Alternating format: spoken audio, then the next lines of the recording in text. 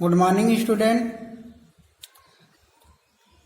इसके पिछले वीडियो में आप लोगों को प्रेजेंट इंडेफिनिट टेंस का निगेटिव सेंटेंस बताया गया था। आज मैं प्रेजेंट इंडेफिनिट टेंस का इंट्रोगेटिव सेंटेंस बताऊंगा। और इंट्रोगेटिव सेंटेंस बनाने के जो रूल हैं, देखिए, यदि वाक्य शुरू में क्या आते हैं तो क्या अंग्रेजी नहीं बनाते हैं। सबसे पहले हम उस टेंस की जो सहायक क्रिया होती है डज या डू का प्रयोग करते हैं। उसके बाद सब्जेक्ट, और इसी सब्जेक्ट के अनुसार डज या डू का प्रयोग करते हैं। उसके बाद नॉट रखते हैं। यदि इंट्रोगेटिव में निगेटिव होता है तो सब्जेक्ट के बाद नॉट रखेंगे, अगर नहीं होता है तो नहीं रखते हैं। किसी भी टेंस में अगर कभी भी इंट्रोगेटिव का निगेटिव बनाना होगा, हमेशा सब्जेक्ट के बाद नॉट का प्रयोग करेंगे। उसके बाद फर्स्ट फॉर्म का प्रयोग करेंगे, क्रिया का प्रथम रूप। उसके बाद अगर वाक्य में ऑब्जेक्ट होगा तो ये तीसरे यहाँ पर वर्ब के बाद रखा जाएगा। जो कुछ भी बचेगा अदर में रख देंगे, क्वेश्चन मार्क अवश्य लगाएंगे। तो आपको बताया गया है कि यदि वाक्य शुरू में क्या आता तो क्या अंग्रेजी नहीं बनाएंगे। सबसे पहले डज या डू का प्रयोग सब्जेक्ट के अनुसार करेंगे। तो सब्जेक्ट के अनुसार करेंगे तो देखिए, पहला रूल किसके साथ करेंगे, ही see it. He see it तथा एक वचन कर्ताओं के साथ, एक वचन कर्ताओं के साथ ही सी इट तथा एक वचन कर्ताओं के साथ डज का प्रयोग करते हैं।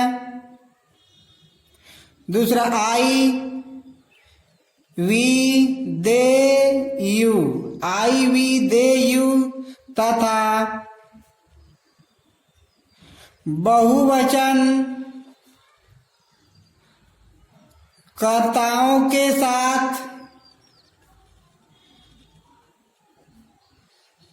डू का प्रयोग करते हैं। तो देखिए, आप लोग को यह बताया जा रहा है कि यदि वाक्य शुरू में क्या आता तो क्या अंग्रेजी नहीं बनाते। सबसे पहले हम डज या डू का प्रयोग सब्जेक्ट के अनुसार करेंगे। यदि यहाँ सब्जेक्ट ही सी तथा एक वचन होगा तो डज का, आई वी दे तथा बहुवचन होगा तो डू का। उसके बाद सब्जेक्ट विथ नॉट, हमेशा सब्जेक्ट के बाद अगर रहेगा तो लिखेंगे, नहीं रहेगा कोई बात नहीं, फिर फर्स्ट वर्ड रखेंगे। इस मैसेज का प्रयोग नहीं करेंगे, यानी फर्स्ट वर्ड मैसेज का प्रयोग नहीं करते हैं इंट्रोगेटिव में। फिर ऑब्जेक्ट और अदर, इस तरह का रूल हुआ। जैसे एग्जाम्पल के द्वारा देखिए, जैसे देखिए, यदि बताया जा रहा है कि यदि वाक्य शुरू में क्या आता तो क्या अंग्रेजी नहीं बनाएंगे। सबसे पहले डज या डू का प्रयोग सब्जेक्ट के अनुसार करेंगे। जैसे, क्या तुम अपना पाठ याद करते हो, तो प्रेजेंट इंडेफिनिट टेंस है। तो सबसे पहले हम इसमें डज या डू का प्रयोग सब्जेक्ट के अनुसार करेंगे। तो सब्जेक्ट देखिए, इसमें क्या आई यू के साथ क्या हो जाएगा, डू। और डू के बाद सब्जेक्ट रखेंगे यू। नॉट इसमें नहीं है, छोड़ देंगे। फिर फर्स्ट वर्ब का प्रयोग करेंगे तो याद करना अंग्रेजी हो जाएगा लर्न। इसके बाद ऑब्जेक्ट रखेंगे, देखेंगे क्या याद करता, अपना पाठ, तो अपना अंग्रेजी यू के साथ अपना अंग्रेजी योर लेसन, क्वेश्चन मार्क लगा देंगे। जैसे देखिए, क्या हुआ अपने माता पिता की आज्ञा का पालन करता है। यदि वाक्य शुरू में क्या आता तो क्या अंग्रेजी नहीं बनाते। सबसे पहले डज या डू का प्रयोग। तो इसमें देखिए, सबसे पहले डज या डू का प्रयोग करिए। सब्जेक्ट के अनुसार सब्जेक्ट हुआ है तो अंग्रेजी ही के साथ डज। फिर इसके बाद सब्जेक्ट ही, नॉट इसमें नहीं है, छोड़ देंगे। फिर फर्स्ट वर्ब, आज्ञा का पालन करना अंग्रेजी होता है ओबे। इसमें यस इसका प्रयोग होता नहीं है। फिर ऑब्जेक्ट किसकी आज्ञा का पालन करता, अपने माता पिता की, तो अपने माता पिता की अंग्रेजी ही के साथ अपने की अंग्रेजी हो जाएगा हीज। माता पिता की अंग्रेजी होता है पेरेंट्स, क्वेश्चन मार्क। जैसे दूसरा सेंटेंस देखिए, क्या मैं तुम्हें एक कहानी नहीं सुनाता हूँ। तो वाक्य शुरू में क्या आता तो क्या अंग्रेजी नहीं बनाएंगे। सबसे पहले डज या डू का प्रयोग सब्जेक्ट के अनुसार। तो इसमें सब्जेक्ट आई है तो आई के साथ डू, और फिर आई। उसके बाद देखिए, इसमें नॉट है तो तुरंत सब्जेक्ट के बाद नॉट, और फर्स्ट वर्ड रखिए, सुनाना अंग्रेजी टेल, टी डबल है। क्या सुनाती? कहानी। किसे? तुम्हें। तो पहले हम इनडायरेक्ट ऑब्जेक्ट को रखेंगे, किसे वाले को? तुम्हें, यू, फिर अ स्टोरी, क्वेश्चन मार्क। लेकिन यदि वाक्य के शुरू में क्या न आकर के क्या, क्यों, कैसे, कब, कहां यदि वाक्य के बीच में आता है तो सबसे पहले हम यहीं पर उसकी अंग्रेजी रखेंगे। पहले शुरू में डज यहीं पर रखेंगे, what, why, when, question word जितने भी हैं यहाँ पर पहले रखेंगे। उसके बाद डज या डू का प्रयोग सब्जेक्ट के अनुसार, फिर नॉट रहेगा तो नॉट रखेंगे, नहीं रहेगा कोई बात नहीं, फिर फर्स्ट वर्ब, ऑब्जेक्ट और अदर। तो जैसे देखिए, वे अपने साथियों के साथ क्रिकेट क्यों नहीं खेलते हैं। देखिए वाक्य शुरू में क्या ना आया, जो क्वेश्चन वर्ड है क्यों बीच में आया, पहले उसकी अंग्रेजी आप यहाँ रखिए शुरू में, तो क्यों की अंग्रेजी हो जाएगा वाई।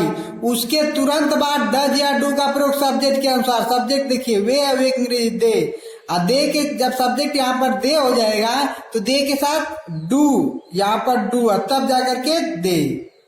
उसके बाद नाट, देखिए इसमें नाट है, देखिए नाट है तो यहाँ पर नाट लगा देंगे। उसके बाद वर्ब, वर्ब क्या है? खेलना। खेलना की अंग्रेजी हो जाएगा प्ले। अब इसके बाद ऑब्जेक्ट रखना है, देखिए है ऑब्जेक्ट की नहीं, क्या खेलते हैं तो क्रिकेट, आपको उत्तर मिल गया क्रिकेट। इसके बाद किसके साथ? अपने साथियों के साथ। तो अपने साथियों की अंग्रेजी रखने से पहले साथ की अंग्रेजी विद, फिर अपने की अंग्रेजी सब्जेक्ट के अनुसार, सब्जेक्ट दे के साथ देयर, THEIR, और साथियों की अंग्रेजी फ्रेंड्स। दूसरा सेंटेंस देखिए, वह इस काम को क्यों करती है। तो क्यों, क्यों की अंग्रेजी पहले रखिए, क्यों की अंग्रेजी हो जाएगा वाई। वाई के बाद यहाँ पर वाई रख दिया, फिर डज या डू सब्जेक्ट के अनुसार, तो वह है करती है, तो स्त्री है तो सी हो जाएगा, सी के साथ डज, फिर उसके बाद सी, सब्जेक्ट नॉट नहीं है छोड़ देंगे, फिर फर्स्ट वर्ब, करना की अंग्रेजी डू। उसके बाद इस काम को दिस वर्क, क्वेश्चन। दूसरा सेंटेंस देखिए, तुम यह प्रश्न कैसे हल करते हो। कैसे की अंग्रेजी पहले रख दीजिए, फिर डज या डू सब्जेक्ट के अनुसार, सब्जेक्ट यू है तो यू के साथ डू यू। हल करने का अंग्रेजी सॉल्व, SOL भी। इस प्रश्न की यानी यह प्रश्न या इस प्रश्न भी हो सकता है, तो इसका अंग्रेजी हो जाएगा this question, QUESTION, question, question.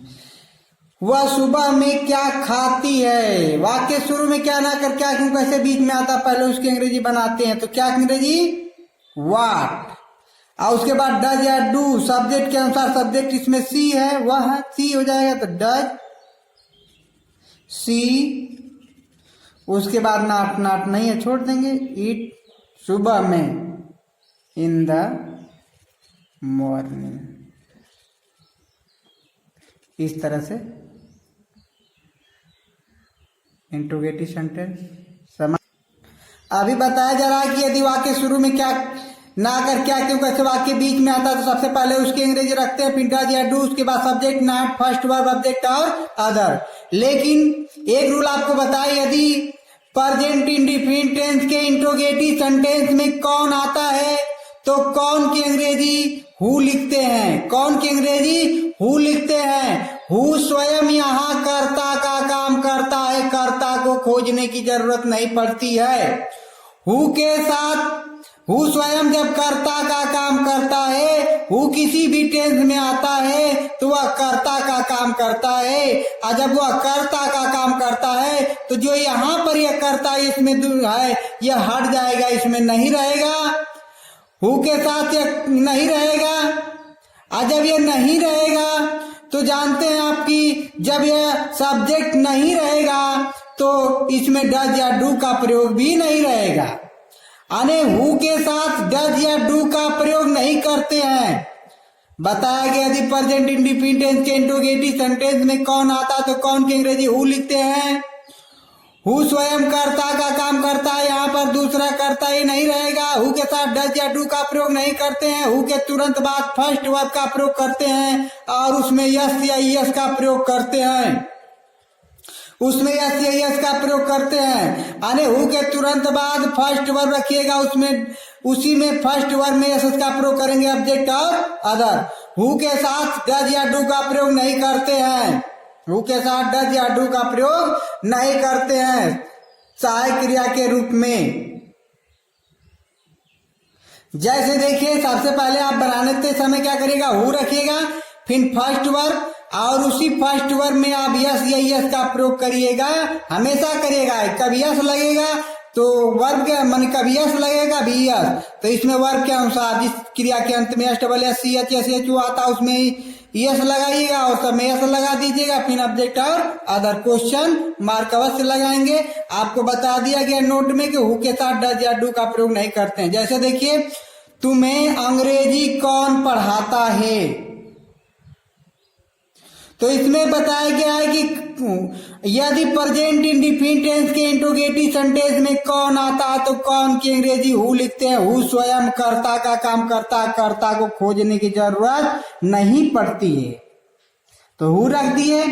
Who के तुरंत बाद वर्ब रखेंगे, फर्स्ट वर्ब। देखिए, पढ़ाना, पढ़ाना की अंग्रेजी होता है टीच, और इसी में हमको यस या यस का प्रयोग करना है, तो इसके अंत में सी एच है, इसीलिए इसमें क्या लग जाएगा, यस।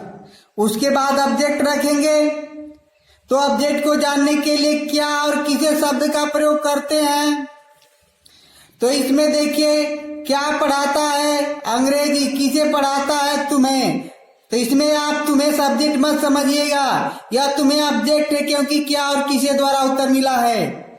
और सब्जेक्ट को जानने के लिए आपको पिछले वीडियो में बताया गया था कि हु का प्रयोग करते हैं, यानी कौन, कौन पढ़ाता है, तो जो उत्तर मिलता है वो आपका सब्जेक्ट होता है। परंतु इसमें देखिए कौन पढ़ाता है, इसमें कोई उत्तर नहीं मिल रहा है, खुद हु करता है। यहाँ पर तुम्हें जो है ऑब्जेक्ट है, न कि सब्जेक्ट है, ध्यान रखिएगा। हु टीचेज, फिर यू इंग्लिश। कक्षा में शोर कौन मचाता है, तो देखिए कौन आ गया, तो कौन की अंग्रेजी आप हु लिखिए। हु के तुरंत बाद फर्स्ट वर्ब शोर मचाना की अंग्रेजी मेक एंड नॉइज, तो इसी में से लग जाएगा मेक, मेक्स हो जाएगा, मेक्स नॉइज। कक्षा में है तो हो जाएगा in the class, in the class. उसे कौन जानता है, तो कौन की अंग्रेजी हो जाएगा हु, फिर फर्स्ट वर्ब रखना है, तो जाना की अंग्रेजी हो जाएगा नो, और उसी नो में हम यस का प्रयोग करेंगे, तो इसमें डब्ल्यू यस लग जाएगा। किसे पढ़ाता है, उसे हिम, यहाँ हिम हो जाएगा, यहाँ पर ऑब्जेक्ट के रूप में। राम को कौन बुलाता है, तो देखिए कौन आ गया, तो कौन की अंग्रेजी हु। हु के तुरंत बाद फर्स्ट वर्ब और उसी में यस का प्रयोग, तो इसमें यस लगेगा, फिर राम। उसे उर्दू कौन पढ़ाता है, तो कौन की अंग्रेजी हो जाएगा हु। उसके बाद फर्स्ट वर्ब पढ़ाना की अंग्रेजी हो जाएगा टीच, इसमें सी एच है, इसीलिए यस लग जाएगा। किसे पढ़ाता है, उसे, तो यहाँ पर हो गया हिम। क्या पढ़ाता है, उर्दू, यहाँ पर क्वेश्चन मार्क रहेगा, उर्दू, क्वेश्चन मार्क। इस तरह से आप लोग का जो है प्रेजेंट इंडेफिनिट टेंस का इंट्रोगेटिव सेंटेंस समाप्त हो गया। अब एक्सरसाइज के रूप में कुछ मैं यहाँ पर दे रहा हूं, इसे कर लीजिएगा। जैसे देखिए, पहला, क्या सूर्य पूरब में उगता है। दूसरा, क्या मैं तुम्हें हिंदी नहीं पढ़ाता हूँ। तीसरा, तुम अपने माता पिताजी के साथ खाना क्यों नहीं खाते हो। चौथा, वह अपना काम कब करता है। पांचवा, तुम्हें दूध कौन देता है। Thank for watching this video. अगर यह वीडियो अच्छी लगी हो तो सब्सक्राइब, लाइक अवश्य करिएगा।